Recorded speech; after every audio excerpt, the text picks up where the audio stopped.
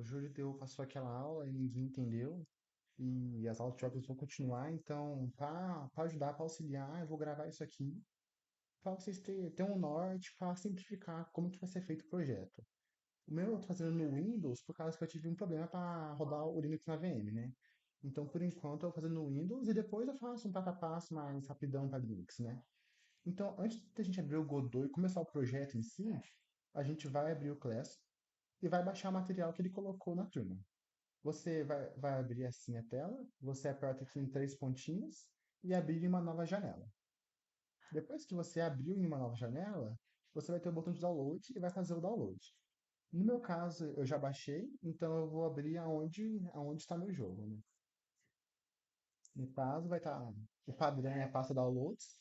Pode ser que para alguém esteja diferente, dependendo do computador, do Linux configurou, mudou alguma coisa, né? No computador da escola. Mas quem tiver usando computador pessoal, assim, vai estar na pasta downloads, né? O arquivo, ele vai vir zipado. Porém, a Godot, como você vai utilizar os sprites, você não consegue usar a pasta zipada. Então, primeiro você tem que descompactar a pasta. Você aperta com o botão direito e vai estar extrair tudo, extrair aqui, extrair. Toda forma você vai extrair o arquivo e escolher aonde você quer colocar. No meu caso, eu extraí para de trabalho porque fica mais simples de eu conseguir achar a pasta e também mais simples para mim mover para Godot, né? Então o meu tá aqui já extraído. Eu vou lá agora e vou abrir. Na hora que eu abrir a Godot, vai ter ou nenhuma pasta, ou pode ter alguma pasta. Dependendo se você já criou algum arquivo, já começou alguma coisa, vai ter aqui, mas pode ser que esteja vazio também. A minha linguagem está em português para poder explicar essa aula. Porém, os tutoriais, toda a documentação, geralmente vai seguir o padrão inglês, que é o padrão internacional. Então, eu recomendo para outros projetos colocar em inglês. O meu vai estar em português para facilitar para todo mundo entender o conteúdo, né? Então, você aperta em novo e você vai escolher a pasta onde você colocar. Essa parte é muito importante porque você tem que lembrar aonde você colocou seu jogo. Porque depois, para colocar todos os frames, os sprites, que são os recursos para fazer o jogo, que são os fundos, os vilões, personagens, chão, você tem que saber aonde que está a tua parte do teu jogo, né? No meu caso aqui, eu vou salvar aonde eu já tenho outros projetos, mas eu oriento vocês a salvar num lugar que você consiga achar depois. Então, outra coisa também, que é outra característica, quando você cria um projeto, a pasta tem que estar vazia. Então, por exemplo, aqui essa minha pasta Godot é onde ficam todos os meus projetos. Aí tem jogo teste, jogo Juju e alguns outros arquivos que já são da própria engine. Eu crio uma nova pasta e aqui vai estar vazia essa pasta, então aqui eu posso criar o meu jogo.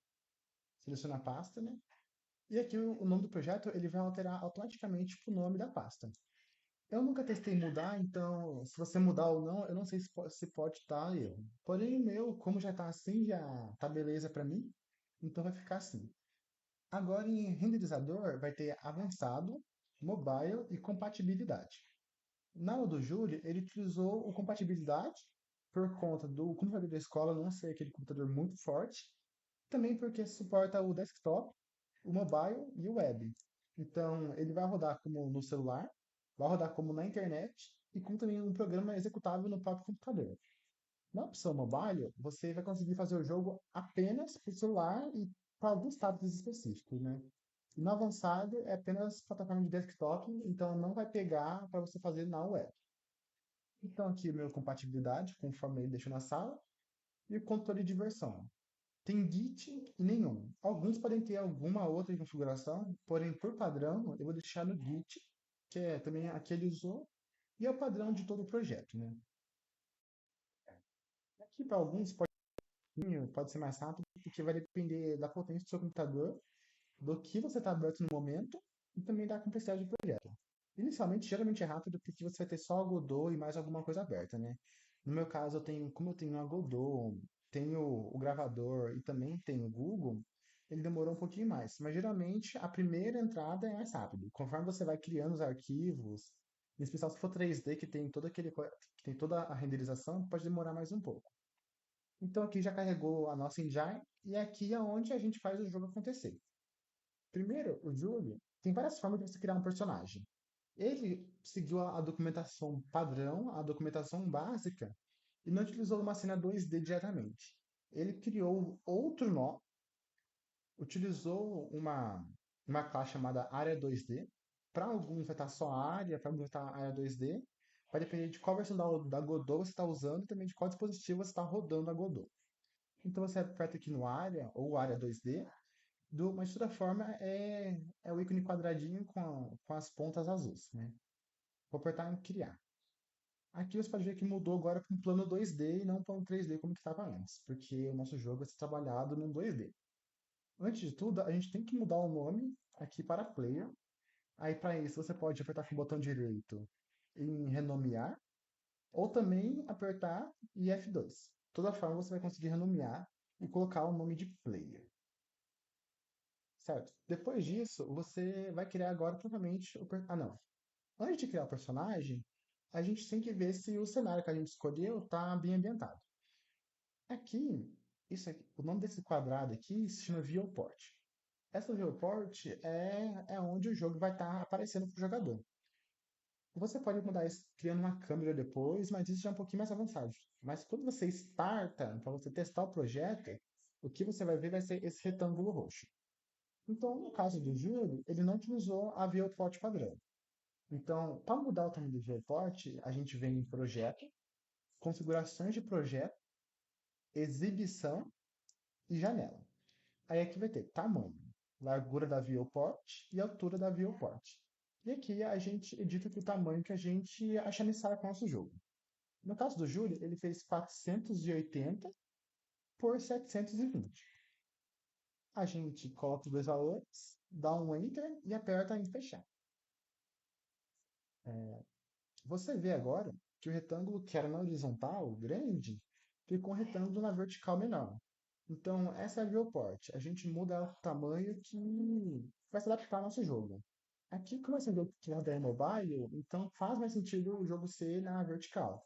Mas mobile também pode dar uma viewport na horizontal, né? Vai depender de que tipo de jogo você está fazendo, como que ele vai funcionar e qual vai ser as interações. Aqui, depois disso, por mais que tenha agora um sinal de exclamação, por enquanto a gente vai ignorar ele, né? Agora, aquela pasta que a gente baixou zipada e dezipou, a gente vai colocar no projeto agora. Então, primeiro você acha onde ela está. A minha eu coloquei na de trabalho, né? Então, eu vou dar um Ctrl X e vou abrir o lugar aonde eu criei o jogo.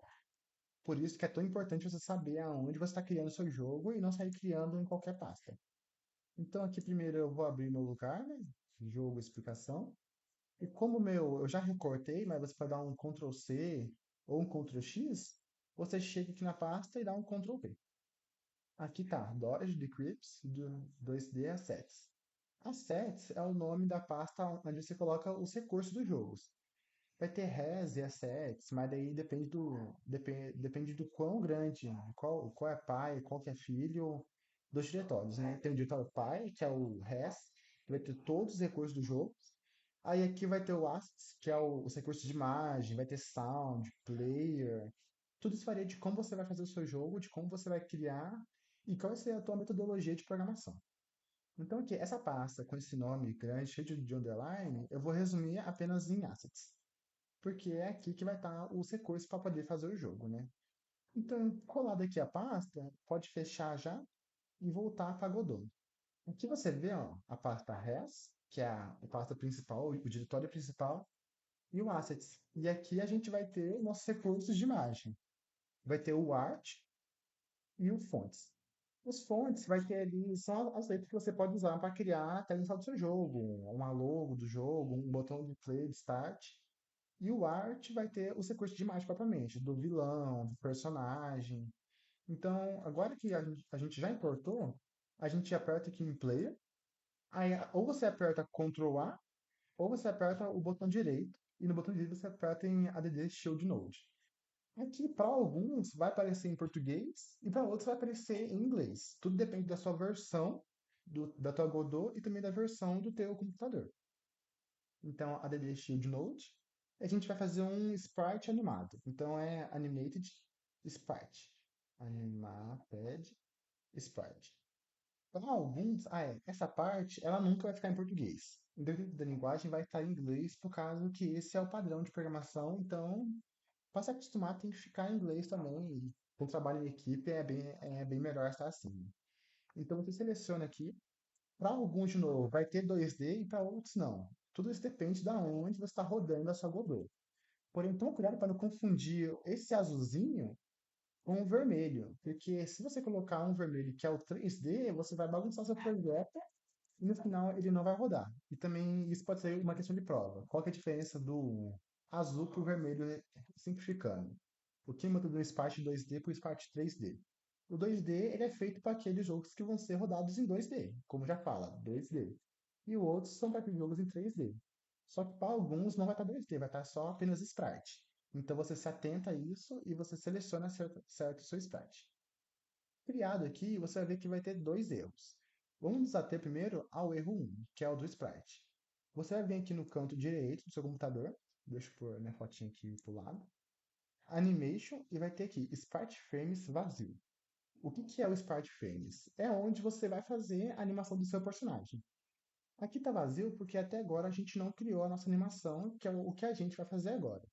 Repare bem que aqui embaixo vai ter algumas opções: saída, depurador, áudio, animação e editor shader. Agora, quando a gente vai arrumar esse vazio, vai ter que novo Sprite Frames, carregamento rápido e carregar. No nosso caso, a gente vai fazer agora essa Sprite porque a gente não tem pronto já a nossa animação. Então a gente aperta em novo Sprite Frames e por enquanto aqui não vai ter nenhuma diferença. Porém, quando a gente sai e aperta novamente, vai aparecer agora uma nova opção, a Sprite Frames, que é aqui onde a gente vai criar a nossa animação. Então, quando apareceu essa tela, você aperta nessa grade e aqui vai abrir os recursos do nosso jogo. Lembra da Assets, que é onde eu coloquei todos os arquivos de imagem? Então, a gente vai abrir essa pasta, arte, e vai escolher o que a gente vai fazer agora. Por enquanto, a gente vai ter as duas animações. Primeiro é a Up e a segunda é a Low. Cada animação vai ter duas imagens que é o suficiente para fazer o personagem ou subir ou ir de lado. Então, primeiro a gente adiciona. Pode ser uma a uma ou duas a duas, vai depender também da Godot. E aqui vai abrir uma janela e vai ter, e nossa start vai ter alguns quadrados, né? No caso são 15 quadrados. Aqui, o que eu faço, o que eu recomendo? Na hora que você for fazer o jogo em si, você vai ter que inserir os personagens. E na hora, quando tem esses 15 quadrados, você vai ter que escolher os 15 quadrados para poder mover para o jogo em si. Então, o que eu faço? Eu retiro todas essas grades e reduzo apenas o horizontal de 4 para um e o vertical de 4 para um. O que significa? O nosso personagem vai ter apenas um sprite. Um sprite não, um tile. E esse tile a gente consegue, quando for pôr no jogo, apertar só uma vez e arrastar. Então, colocado um por um, aqui vai estar zero, você seleciona o quadrado e aperta em adicionar um quadro. Nisso, a gente vai aparecer aqui na nossa tela o nosso personagem e também vai ter aqui já a primeira parte da nossa animação. Aí, de novo, a gente repete o mesmo processo, aperta na gradezinha e seleciona a imagem que a gente não selecionou. Abriu, aí é o mesmo processo, vai ter ali esse cinza talha, a gente diminui aqui o horizontal para um e o vertical para um, o que torna o nosso parte tendo apenas um talho. Aí aqui você vai ver que já vai ter as duas imagens, né? Aí, para algumas Godot, vai ter o botão de play e de parar aqui na barra. Para outros, vai estar aqui nessa parte lateral. No meu caso, como eu estou usando a Godot 4.0, vai estar aqui embaixo. Mas para alguns que estão rodando a 3.5, 3.7, pode ser que apareça aqui do lado o botão de play or pause. Então, a hora que a gente aperta o play, o nosso sprite já está animado. Ele começa agora a abrir e fechar as perninhas, que é o up. Aí, aqui no nome dessa animação vai estar default, que é o nome padrão, né? Ou seja, não tem um nome específico. A gente pode apertar, F2 não, a gente aperta o botão e dá dois cliques no default, e muda para up. Que essa animação é a animação que vai fazer o sprite subir. Outra coisa, se você achar que está muito rápido ou muito devagar, aqui vai ter a opção de FPS. Para alguns vai estar aqui em cima e para outros vai estar aqui embaixo. Só que tanto faz em cima e embaixo, a hora que você alterar a velocidade, por exemplo, para alguns o limite é 100. Meu personagem vai ficar mais rápido, chegando até a bugar às vezes. Mas se você achar que está muito rápido, você pode descer o número de sprites. Aí você vai variar do seu gosto até você achar que está uma animação fluida e uma animação ideal. Outra coisa é que vai ter esse play aqui em cima. Esse play aqui de cima, a gente não pode confundir com esse play aqui de baixo ou com o play que vai estar aqui do lado. Porque esse play de cima vai rodar a cena inteira. No nosso caso, se a gente dar o play, não vai acontecer nada porque a gente não tem um cenário, não tem uma interação, não tem controles, então vai abrir apenas uma guia cinza. Porém, não confundam esse play aqui de cima com o play que vai estar na lateral ou aqui embaixo.